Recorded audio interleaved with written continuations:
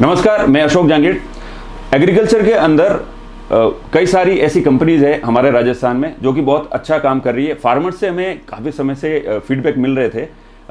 तो आज हम आए हैं कृषि मूल्य एग्रो प्राइवेट लिमिटेड में, जो कि जयपुर में स्थित है, और ये एफपीओ से और फार्मर्स से पूरे राजस्थान में जुड़े हुए हैं।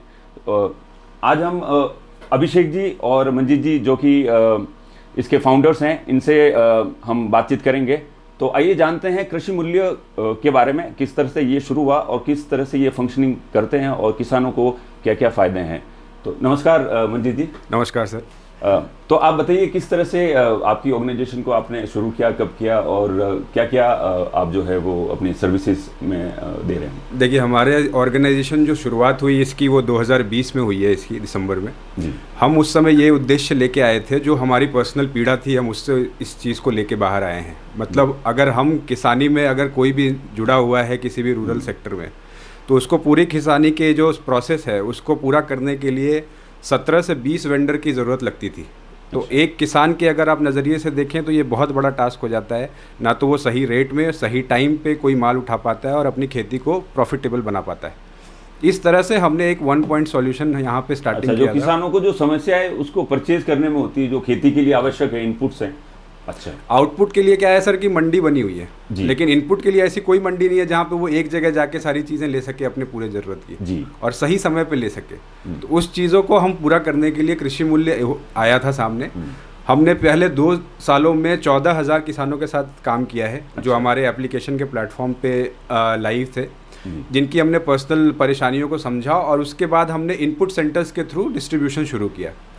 धीरे धीरे जैसे हमारा ये सफ़र बढ़ता गया, तो फिर हमें एक चैनल जो फार्मर प्रोड्यूसर ऑर्गेनाइजेशन का है उसका इंट्रोडक्शन मिला, जो कि एक किसानों का समूह होता है जिसमें आप 300 से लेके 700 और 1200 के हिसाब से मेंबर रहते हैं, जो एक ऑर्गेनाइज्ड कंपनीज की तरह काम करती है, जो कि परचेजिंग और सेलिंग का काम करती है अपने किसान मेंबर्स और आसपास के क्षेत्र। तो आप मेनली जो एफपीओस के साथ में, फार्मर्स प्रोड्यूसर्स ऑर्गेनाइजेशन के साथ में जो है वर्क करते हैं और उनको इनपुट्स और सर्विसेज प्रोवाइड करवाते हैं। हाँ, ये हमारा अभी बेसिक काम है, जो कि हम एफपीओस के थ्रू कर रहे हैं। जी। तो अभिषेक जी नमस्कार। नमस्कार सर। तो आप बताएं कि किस तरह से आपकी फंक्शनिंग रहती है और आगे का जो है किसानों को किस तरह से आपका जुड़ाव है, और कौन कौन से क्षेत्र के अंदर आप राजस्थान में काम कर रहे हैं। पहले तो अशोक जी आपका आने का धन्यवाद। मैं चाहूँगा आपका धन्यवाद देना इसलिए क्योंकि आपने ये मंच मेरे को प्रदान करा है बोलने के लिए। तो कृषि मूल्य का विज़न जो था, क्यों इस कृषि मूल्य इस्टेब्लिश हुआ, वो विज़न था फार्म मैनेजमेंट। फार्म मैनेजमेंट एक चैप्टर है जहाँ पे हम लोग उन लोगों को टच करना चाहते हैं, उन लोगों को सर्विस देना चाहते हैं जो लोग अपने जॉब या बिजनेस से जुड़े हुए हैं और खेत जो उनके खाली पड़े हैं, कल्टीवेशन नहीं कर पा रहे हैं, डायरेक्टली वो कल्टीवेशन से नहीं जुड़े हुए। तो ये विज़न के साथ हमने कृषि मूल्य को चालू करा। अब चालू करने पे जब हमें पता चला कि यहाँ पे एक ऑर्गेनाइज चैनल है FPO, फार्म प्रोड्यूसर ऑर्गेनाइजेशन। तो हमने ये प्लान करा है कृषि मूल्य में कि हम इन फार्म प्रोड्यूसर ऑर्गेनाइजेशन के द्वारा लोगों का ज़मीन को कल्टीवेशन करवाएंगे। तो वो फार्म मैनेजमेंट के तहत हमने उसको रखा है।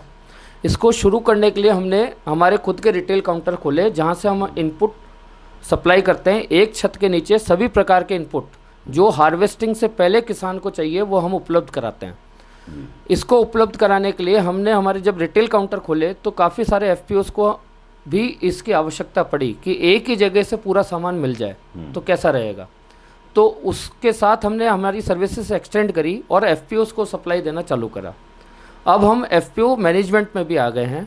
काफ़ी सारे FPOs हमारे साथ एग्रीमेंट करे हैं कि ओवरऑल बिजनेस का मैनेजमेंट आप लोग हमारे को मेंटरशिप करें। ठीक है। हाँ, तो उससे प्रॉफिट कैसे निकल के आया, कैसे रेवेन्यू इसके अंदर आप हेल्प कर रहे हैं। एग्जैक्टली, क्योंकि आज की डेट में FPO मॉडल जो है वो स्ट्रगल कर रहा है प्रॉफिट और टर्नओवर। नंबर ऑफ FPOs तो बहुत सारे राजस्थान में भी ओपन हो गए हैं, तो डेफिनेटली मैनेजमेंट जो है एक चैलेंजिंग सब्जेक्ट है। तो हम उन्हें ये सिखाते हैं कि किस तरीके से वो अपने व्यापार को इस्टेब्लिश करें कि वो एक बिजनेस बन पाए, एक ऑर्गेनाइजेशन बन पाए।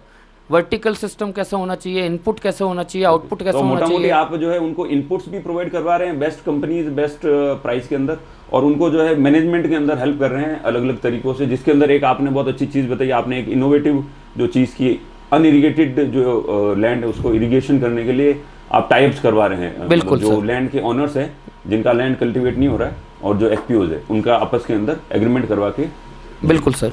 ज़्यादातर सर ये होता है कि जो ज़मीन के मालिक हैं और जो उसमें एक्चुअल खेती कर रहा है, आज के दिन में खेती जो प्रॉफिटेबल है वो क्यों नहीं बन रही है दोनों के लिए, जो लैंड ओनर है और जो खेती कर रहा है।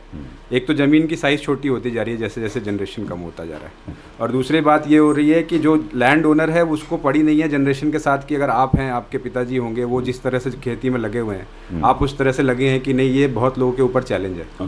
तो उस चीज़ों को, गैप को हम फिल कर रहे हैं अभी बेसिकली। ओके, आप कैसे देखते हैं राजस्थान में क्या फ्यूचर है, किस तरह से कृषि मूल्य जो है वो स्टेट वाइज काम कर रहा है, और किस तरह से जो आम किसान है वो एफपीओ से उसको जुड़ना चाहिए, या जो जुड़े हुए हैं उनको कैसे आगे फायदा हो सकता है कृषि मूल्य से जुड़े? प्रेजेंट टाइम में सर हम लोग अभी राजस्थान में एस्टेब्लिश हैं जी, और राजस्थान क्योंकि क्षेत्रफल में सबसे बड़ा राज्य है जी, और क्षेत्रफल के साथ यहाँ पे कल्टीवेशन के लिए काफ़ी सारी लैंड ऐसे है पड़ी हुई है जहाँ पे कल्टीवेशन नहीं हो रहा है।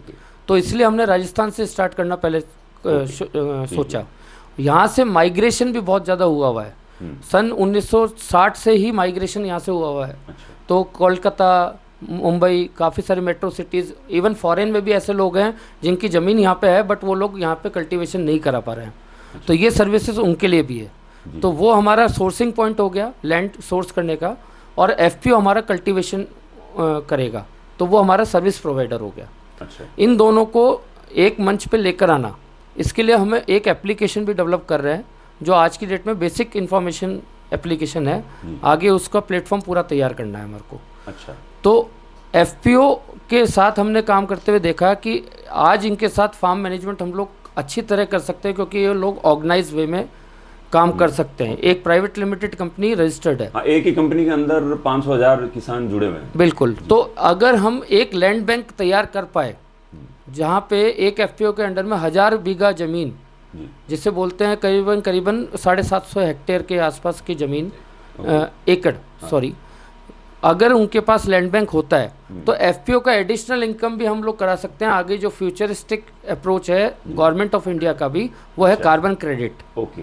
कार्बन क्रेडिट के लिए मैं अगर आपको समझा पाऊँ तो ये है कि जो नेचर में कार्बन को रिड्यूस करने के लिए अपना कंट्रीब्यूशन दे रहा है उसके पास कार्बन क्रेडिट मिलेगा, और जो नेचर्स में कार्बन का प्रोड्यूस ज़्यादा कर रहा है जैसे इंडस्ट्रीज हो गई, उनको वो कार्बन क्रेडिट खरीदना पड़ेगा। ओके। तो ये एक्स्ट्रा इनकम हो जाएगी किसानों के लिए, एफपीओस के लिए? एब्सोल्युटली।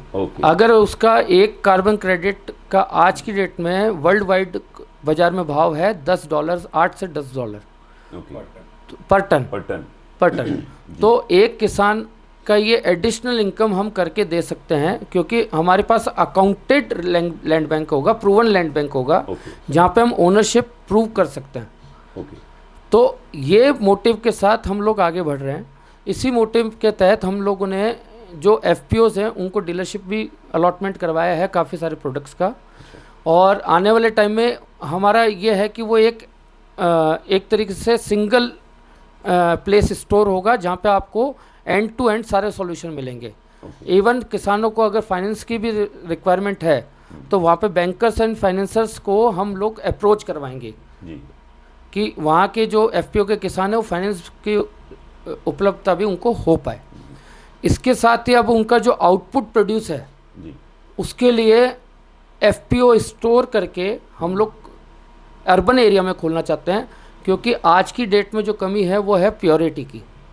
प्योरिटी मैं बोलना चाहता हूँ कि कोई भी प्रोड्यूस अगर हो रहा है तो उसका प्योरिटी फॉर्म क्या है, तो उसकी हिस्ट्री आज हमारे पास रहेगी कि आज अगर अब हमने किसी क्षेत्र में गेहूँ उगाने के लिए दिया है उस एफपीओ के माध्यम से, तो उस पूरी लैंड की हिस्ट्री हमारे पास है कि उसमें कितना पेस्टिसाइड डला है, कितना केमिकल डला है उसको उगाने के लिए। तो हम क्लेम कर सकते हैं कि हमारे स्टोर में जो माल पड़ा है उसका परसेंटेज ऑफ प्योरिटी ये है। 100% ऑर्गेनिक। बहुत रेयर केस में आपको प्रोडक्शन मिलेगा, बट कई हद तक हम नॉन पेस्टिसाइड यूज़ लेके प्रोडक्शन लाइन को बढ़ा सकते हैं और लोगों को हम अच्छा फूड दे सकते हैं।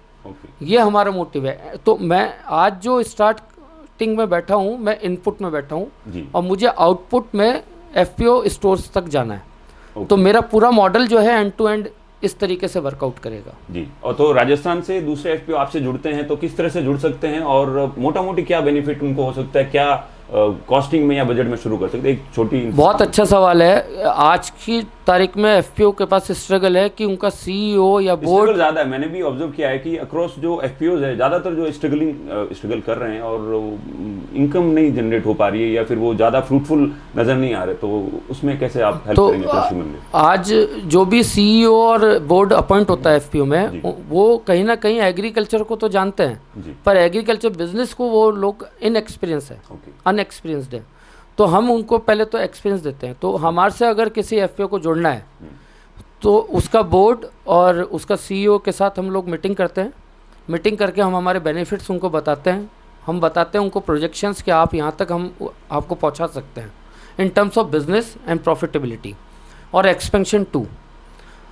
तो उसके बाद हम एक एग्रीमेंट करते हैं। एग्रीमेंट करने के बाद हम लोग उनको फिर सप्लाई चेन मेंटेन करते हैं, सप्लाई चेन इनपुट का, जहाँ कि हम उनको ये सिखाते हैं कि किस तरीके से आपको किसान से अपनी डिमांड सेग्रीगेट करनी है, डिमांड लेनी है, उसके अनुसार ही आप इनपुट मंगाएं। एक तरह से वो एफपीओ जो है वो टेंशन फ्री हो जाएगा आपसे जुड़ने के बाद में। कैसे बिजनेस करना है स्टार्टिंग से लेके एंड तक वो आप इंफॉर्मेशन मैनेजमेंट प्लानिंग प्रोवाइड करवाएंगे। एब्सोल्युटली।